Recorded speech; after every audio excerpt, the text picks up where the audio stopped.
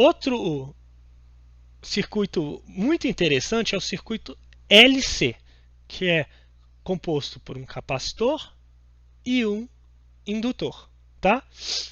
Eu vou considerar que inicialmente, tá, no tempo igual a zero, a corrente é zero e o capacitor está carregado. Isso vai ser importante depois. E aí vamos usar a lei de Kirchhoff, né, para essa circunstância. Se a gente tem uma corrente passando aqui, né, considerando um tempo diferente de zero qualquer, se a gente tem uma corrente passando aqui, nós temos que Q sobre C, que é a nossa energia do capacitor, diferença de potencial no capacitor, mais a diferença de potencial no indutor, isso tem que ser zero, né? Aqui eu já estou substituindo a carga, a corrente, pela derivada da carga. Então a gente tem uma equação aqui, ó, essa equação azul, é uma equação de segunda ordem no campo da carga no tempo, tá? A gente não vai pedir para vocês resolverem isso, mas eu vou mostrar para vocês uma solução.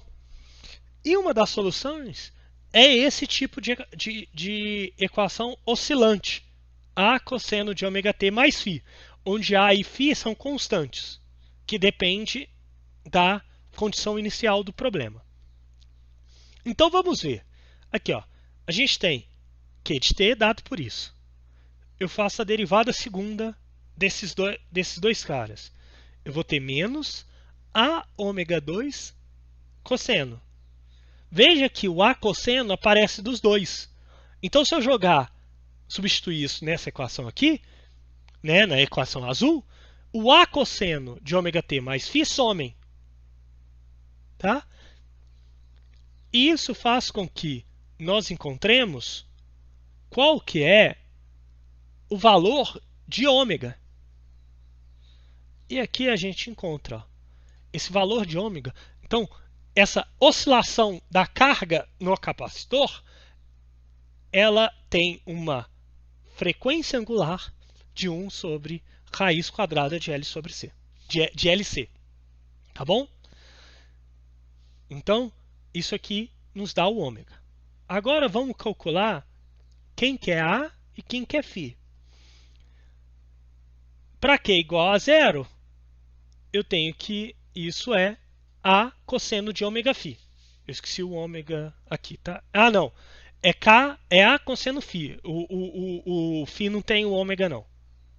Tá? Isso tem que ser igual a Q0. E a derivada, que é a corrente, é A ômega seno de φ. Isso é igual a zero. Veja que a única possibilidade disso ser zero, disso para A e φ respeitarem essas condições iniciais, é se φ igual a zero. Se φ igual a zero, essa equação zera e A é diferente de zero, que é a solução trivial, que é carga igual a zero. Carga inicial igual a zero, a gente não quer isso. Beleza. Se φ igual a zero, cosseno de φ igual a 1. Então, A igual a Q0. Então, a gente chega numa equação de como a carga varia no tempo nesse circuito no capacitor, dado por essa equação aqui. Q0 cosseno de t sobre raiz quadrada de LC. Então, veja que essa equação, esse circuito, é um circuito de oscilação. E é exatamente, e ele tem uma frequência específica. Então, esse tipo de circuito com um capacitor e um resistor é exatamente o tipo de circuito que nós usamos, por exemplo, para sintonizar um rádio. Na verdade, vai ser um circuito RLC, mas aqui, idealmente, considerando a resistência nula, nós temos o circuito LC, a gente tem uma frequência específica, uma frequência característica. Isso faz com que nós tenhamos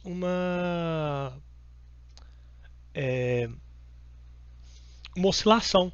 E aí a gente vai ver que uma onda eletromagnética, né? A gente não vai ver isso nessa equação, mas nesse curso, mas aí só mencionando, a gente vai ver uma onda eletromagnética chegando nesse circuito, e aí se eles baterem a mesma frequência, que a onda eletromagnética tem a mesma frequência desse circuito, a gente tem uma ressonância. E aí a gente consegue amplificar o sinal. E aí a antena funciona exatamente por isso. Assim, então essa antena, dispositivos que a gente usa, rádio, essas coisas, a gente está usando esse tipo de circuito. Na verdade, a gente usa o circuito LRC, mas só para aqui, idealmente, considerando a resistência nula, é um circuito LC. Tá? E o legal aqui, para a gente finalizar, é a comparação que a gente consegue fazer do circuito LC para o sistema massa-mola. Tá? Veja essa equação aqui. Pera aí. Aqui, ó. Essa equação aqui, né? Ela é uma equação de segunda ordem, né? Uma derivada de segunda ordem na carga, né? E se a gente for pensar, a gente tem ora a carga sendo nula e a corrente sendo máxima, porque a corrente depende de seno, né, porque é a derivada aqui do tempo. Ora a carga sendo total e a corrente sendo nula. Então veja que a gente tem ora o capacitor maximamente carregado, então a gente só tem energia do campo elétrico, ora a corrente sendo máxima e a carga sendo nula. Logo, a energia está completamente no campo magnético. Então a gente vê que existe uma oscilação entre energia elétrica e energia magnética. Então a gente vai trocando no tempo entre essas duas. Tá? E se a gente considerar agora um sistema massa-mola, né? A gente sabe que o sistema massa-mola, ele respeitando a lei de Hooke, né? A força de restauração da mola é Kx, K sendo a constante de mola. Então, o A aqui é a derivada segunda da posição no tempo. Então veja que essa equação aqui, ó,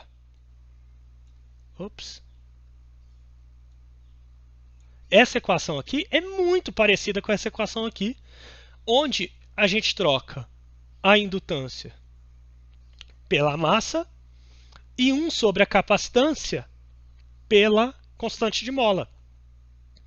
Então a gente tem uma relação direta entre elas. No caso do circuito, a gente está trocando energia elétrica pela energia magnética, e no sistema massa-mola, a gente está trocando energia potencial elástica e energia cinética. A gente tem essas inversões. Tá? Então, só para vocês verem também uma relação. Então,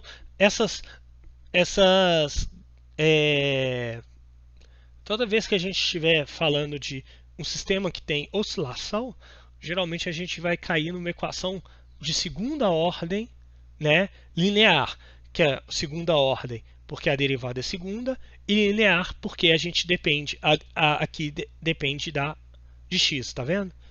Aqui depende de q, a derivada em q mais q, tal. Então todos esses problemas vão dar